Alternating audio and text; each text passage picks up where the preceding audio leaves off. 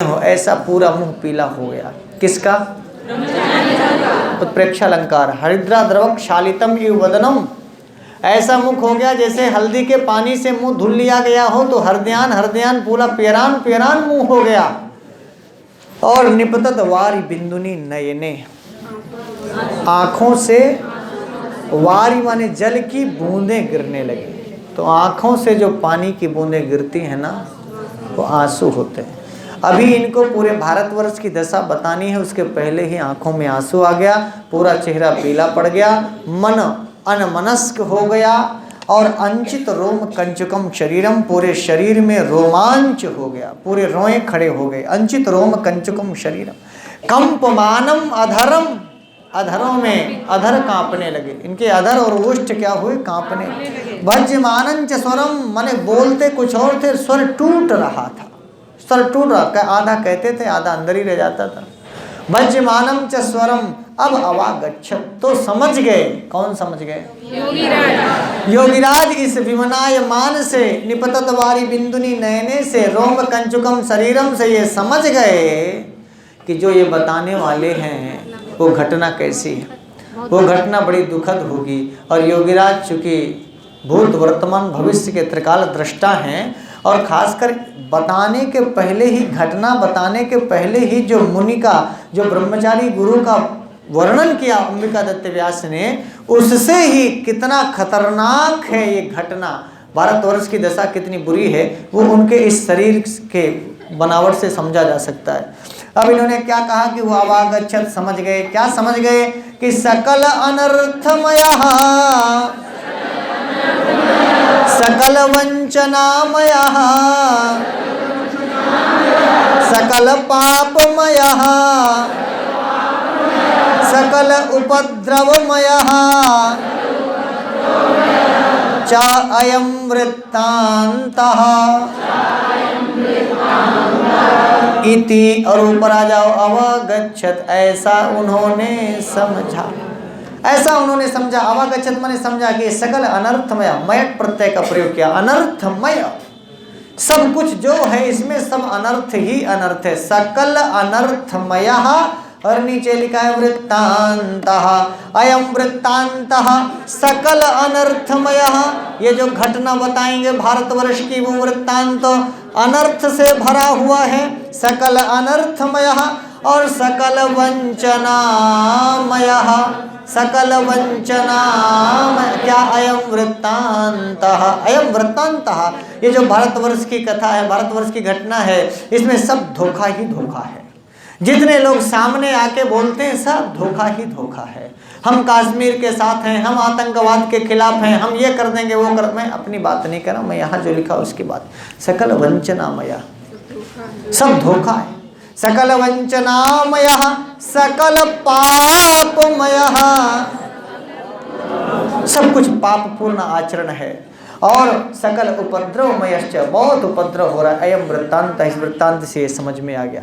उनके इस मुखाकृति से, उनके बहते हुए आंसुओं ने माने सब कुछ कह दिया हो। अतएव तत्स्मरण मात्रेणापि, इसलिए स्मरण मात्र से ही खिद्यते एष हृदय, ये हृदय से इतने इसीलिए दुखी हो रहे हैं।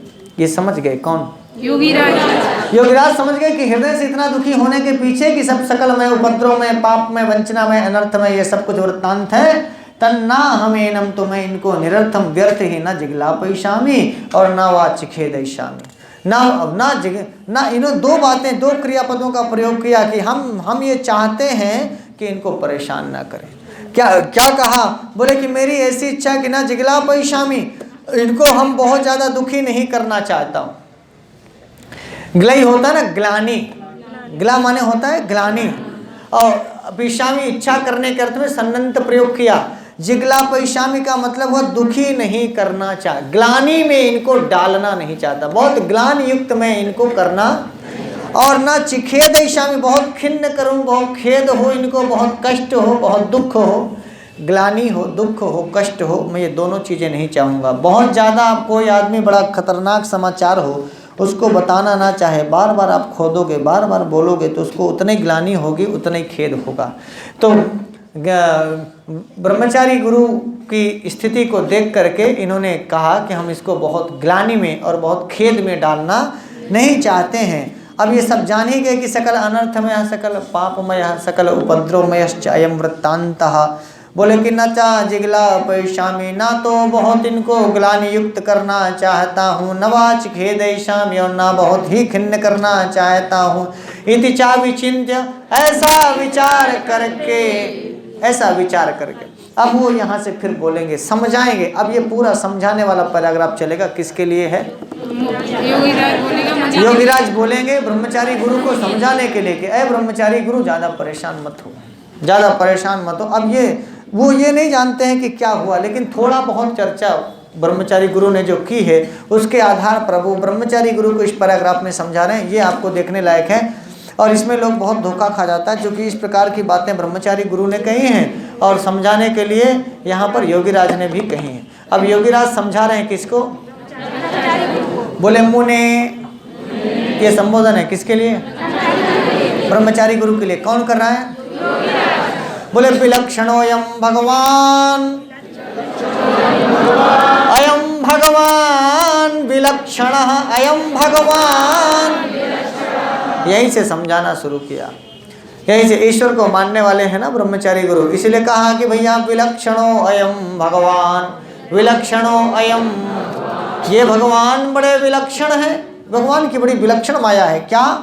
बोले सकल कला कलाप कलनः, सकल कला,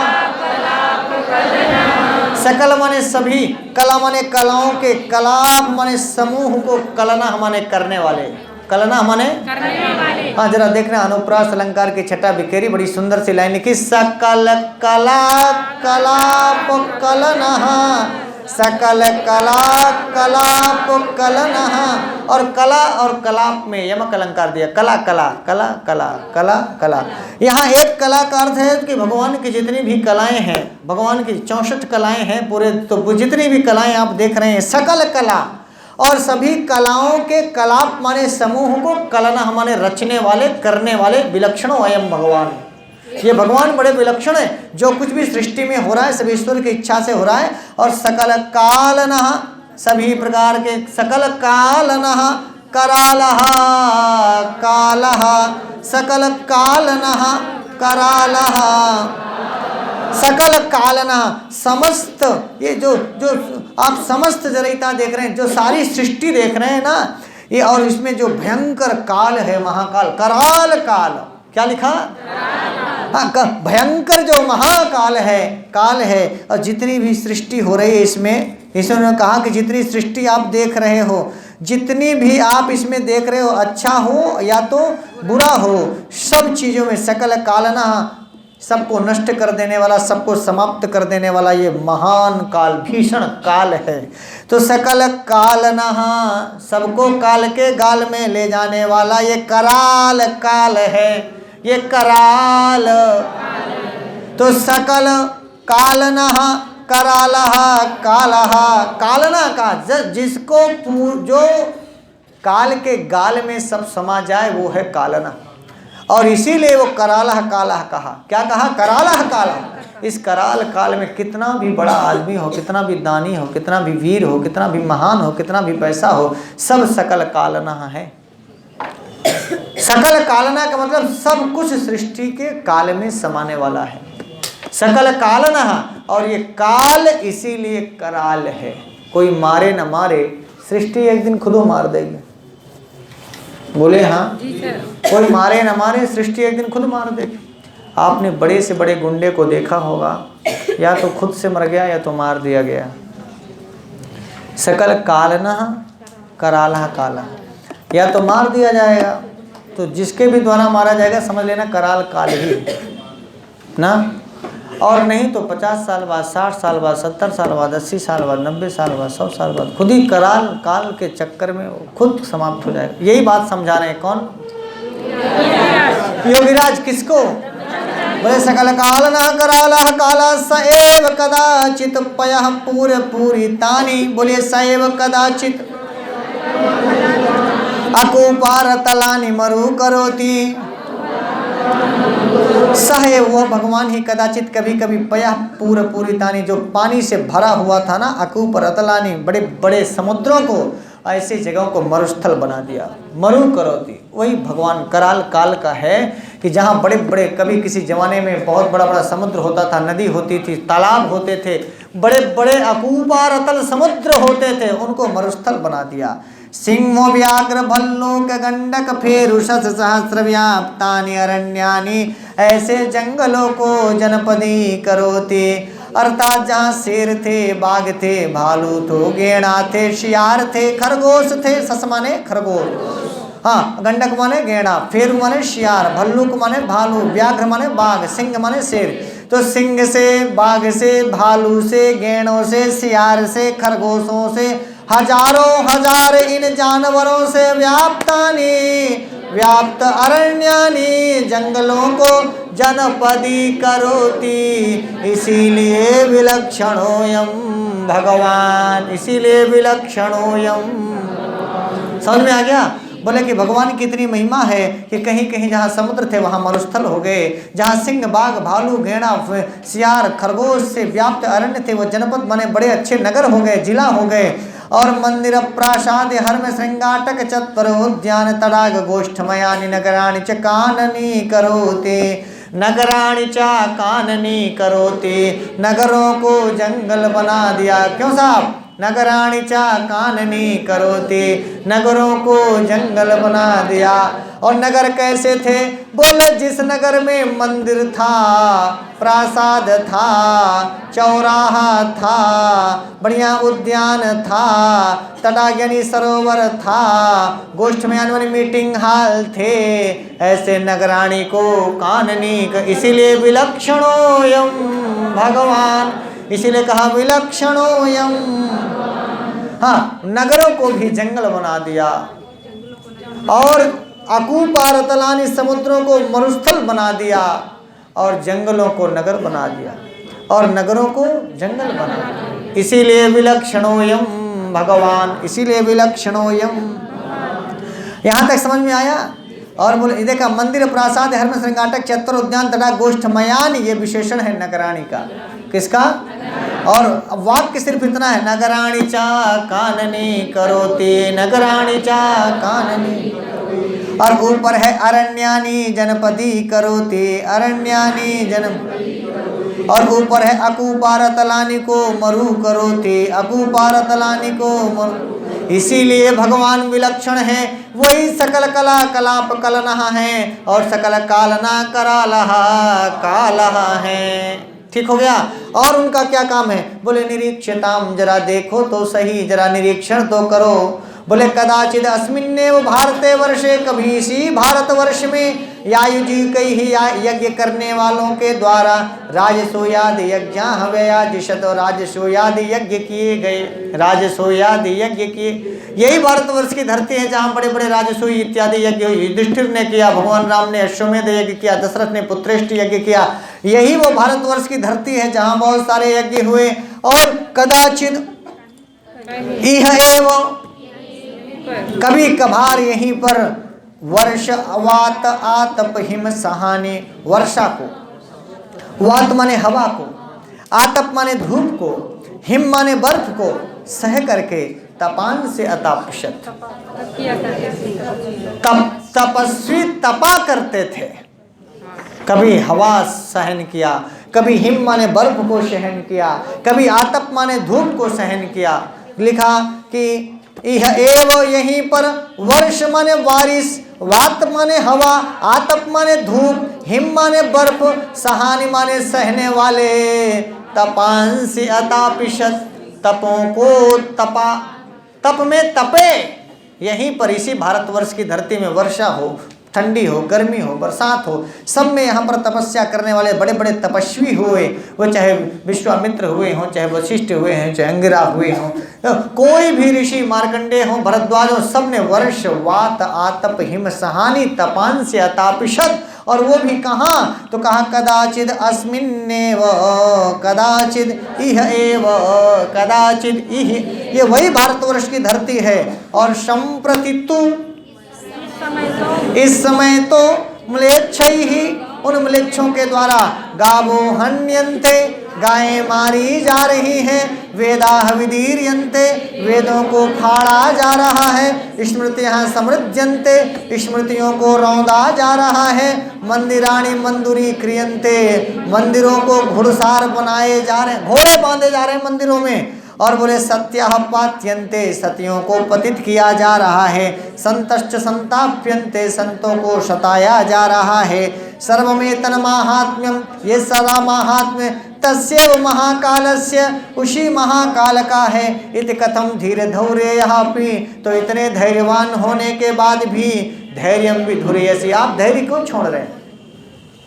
ये आंसू का बहाना, ये होठों का फड़फड़ाना, ये पूरे मुंह का पीला हो जाना, ये धैर्य छोड़ना ही तो है। इसी को समझाया कि आप धीरज क्यों छोड़ रहे हैं। इसके पहले यज्ञ हुए इसी भारत की धरती में, इतने बड़े बड़े तपस्वी हुए इसी भारतवर्ष की धरती में, और यदि इसी भारतवर्ष की धरती में आज ये उत्पात हो रहा है तो सर्वम एतन महात्म्यम तस्यैव महाकालस्य, उस महाकाल का है, उसी समय की बात है। तो धीर धौरेयः धैर्यं विधुर्यसि कथम शांतिम् आकलय्य, शांति धारण करके, आकलय्य माने स्वीकार करके, शांति के साथ अति संक्षेपेण, अति संक्षेपेण कथय यवन राज्य वृत्तांतम, न जाने किम अनावश्यकमपि, न जाने किम थी। योगीराज ने कहा न जाने क्यों मेरा मन, ये पूरी घटना मेरे लिए अनावश्यक है, मेरे लिए किसी काम की नहीं है, लेकिन अनावश्यकमपि शुश्रूषते में हृदयम, मेरा हृदय सुनने को इच्छुक है, फिर भी दिल है हिंदुस्तानी।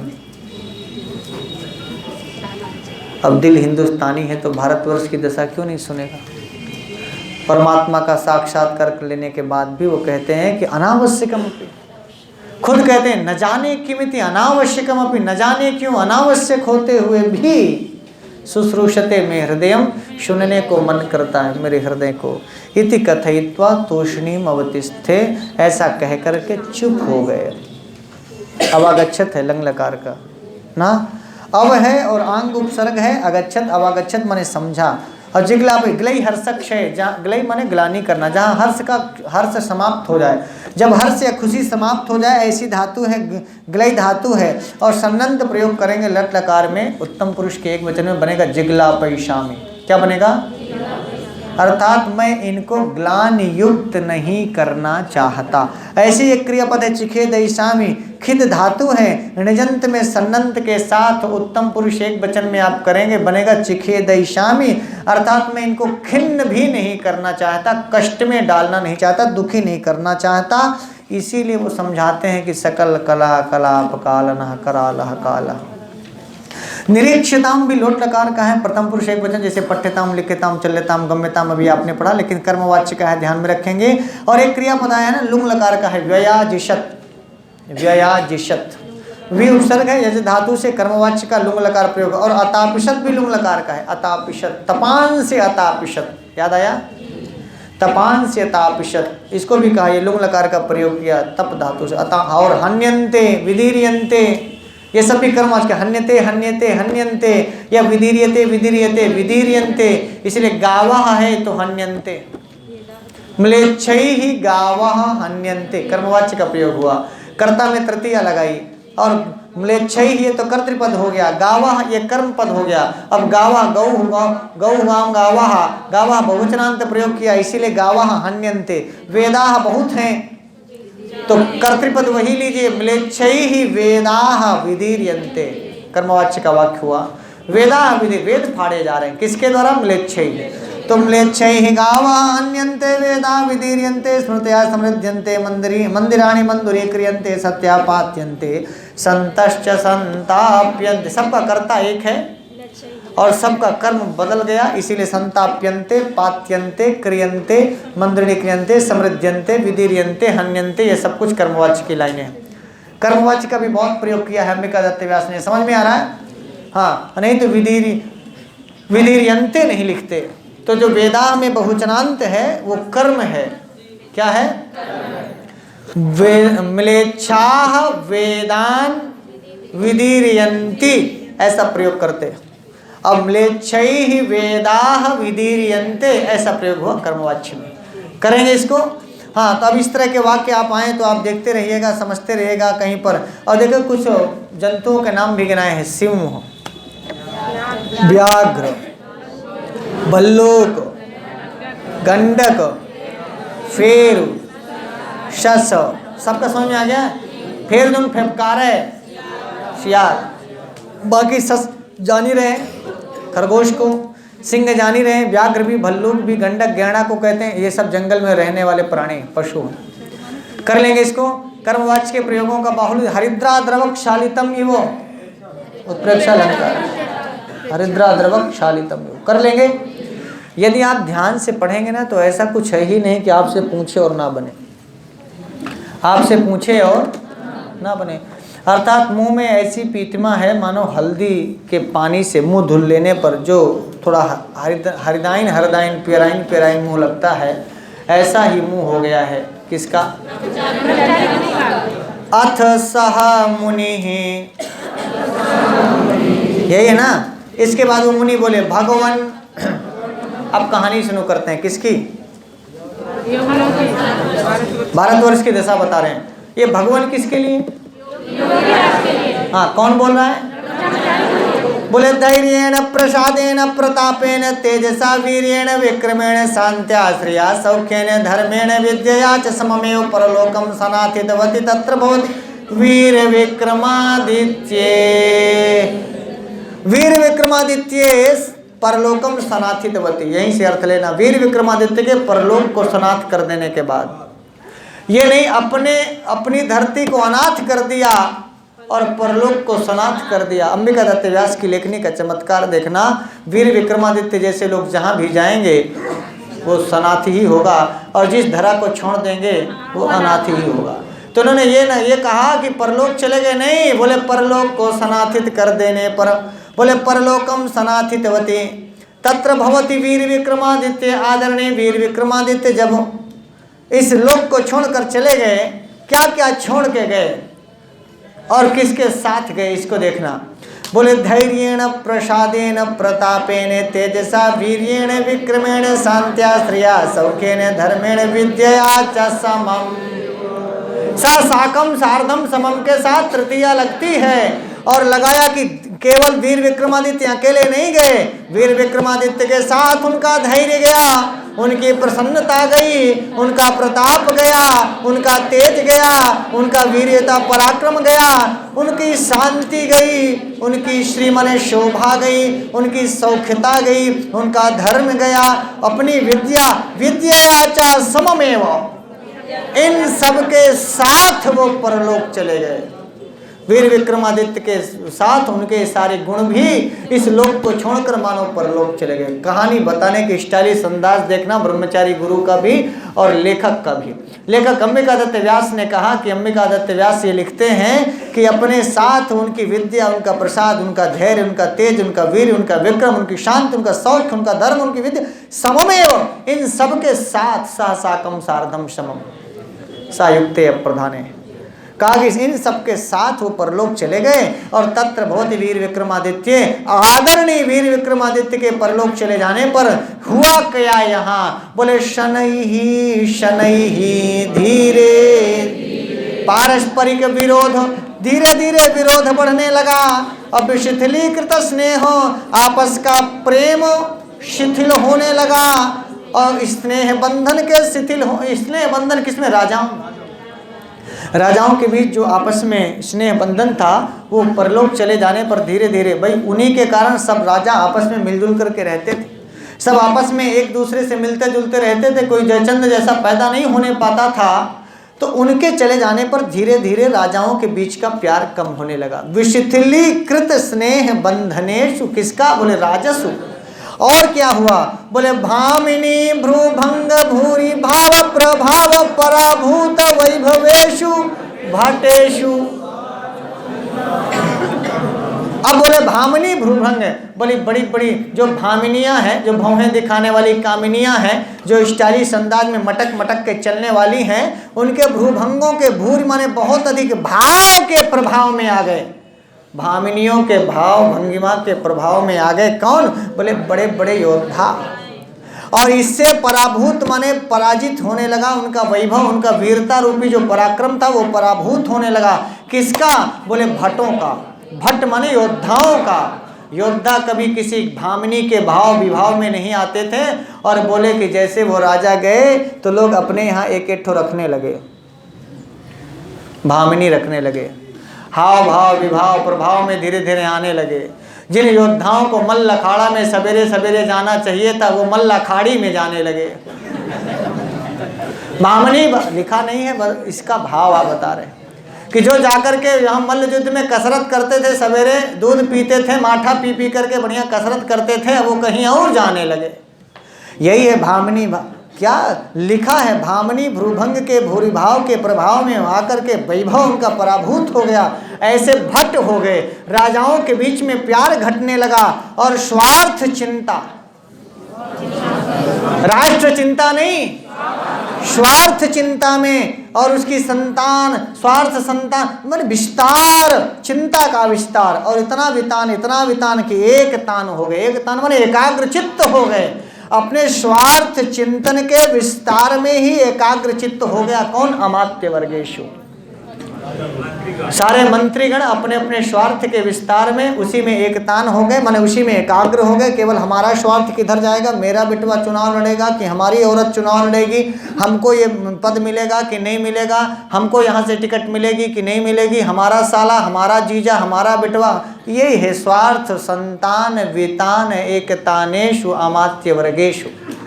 सारी स्थितियां बताई। योद्धा क्या करने लगे, राजा क्या करने लगे, मंत्री क्या करने लगे, और जो प्रभु थे, जो स्वामी थे, जिनके ऊपर पूरा देश का भार था, वो लोग प्रशंसा मात्र प्रियेषु प्रभुषु, प्रशंसा मात्र प्रियेषु, केवल उनको अपनी प्रशंसा प्रिय थी। ऐसे सारे प्रभु, सारे मालिक, जो प्रभावशाली लोग थे, जो प्रभुता संपन्न लोग थे, वो केवल अपनी अपनी प्रशंसा सुनने में लग गए। तो कोई उनको कहता इंद्रस्त्वम, तो दूसरा उनको कहता अरे वरुणस्त्वम, अरे आप तो इंद्र के समान तेजस्वी हैं, आप भी वरुण हो, वरुण के समान थे। इंद्रस्त्वम वरुणस्त्वम कुबेरस्त्वम, तुम इंद्र हो, तुम वरुण हो, तुम कुबेर। ये प्रशंसा के वचन है, यही प्रशंसा के। अरे वाह वाह वाह, क्या आपका प्रभाव है, आपके पास तो इतना पैसा है, इतना पैसा है कि आप तो कुबेर हैं।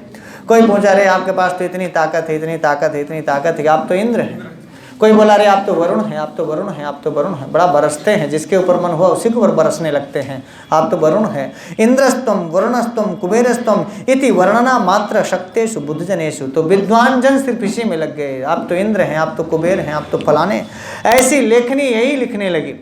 जो वहाँ के बुद्धजन थे, जो बुद्धिजीवी वर्ग था, वो इस प्रकार के वर्णन में आसक्त हो गया।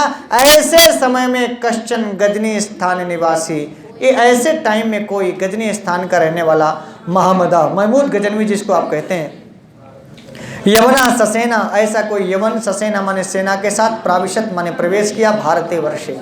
ऐसे समय में कोई भारतवर्ष में गजनी स्थान का निवासी महमूद गजनवी भारतवर्ष में प्रवेश करता है और साहचा, और वह प्रजा विलुंठ प्रजाओं को लूट कर, मंदिराणी निपात्य मंदिरों को गिराकर, प्रतिमा विविध प्रतिमाओं को तोड़कर, परशतान जनांश दासीकृत्य सैकड़ों सैकड़ों लोगों को दास बनाकर, शतशः उष्ट्रेषु सैकड़ों ऊँटों में रत्नानि आरोप्य रत्नों को लाद कर स्वदेशम अनैषित अपने देश चला गया। णीय प्रापणे धातु से लुंग लकार का प्रयोग करेंगे, अनैषित बनेगा, ले गया, लेकर चला गया। कौन? सैकड़ों सैकड़ों ऊँटों में रत्नों को लाद कर यहाँ से ले गया। गजनी स्थान निवासी कोई महमूद गजनवी नामक उस समय में भारतवर्ष आया और सैकड़ों ऊँटों में, पहले तो बहुत सारे लोगों को परशतान जनांश दासी कृत्य। आपको ये यदि इतिहास आपने पढ़ा होगा तो यहाँ दास परंपरा भी आपने देखी होगी कि यहाँ के बहुत सारे लोगों को पकड़ पकड़ करके दास बना कर ले जाते थे और परत शतान जनांश दासीकृत सतसाह उष्टेषु रत्नानि आरोप्य स्वदेशम मनैसित, अपने देश लेकर के वो चला गया। कौन प्रवेश किया था? कौन प्रवेश किया था? अब हम आपको 1 बजे मिलेंगे। कितने बजे? तो 15 मिनट जाओ, पानी सानी पी के आओ, नमकीन वमकीन खा के आओ। कोई ऐसा दोस्त या दोस्ताइन बनाओ जो तुमको नमकीन खवावे, बिस्कुट खवावे, पानी पियावे। ऐसा कोई दोस्ती कर लो 8-10 दिन के लिए, और बढ़िया खा पी करके 1 बजे घड़ी के समय पर हम मिलते हैं 15 मिनट बाद।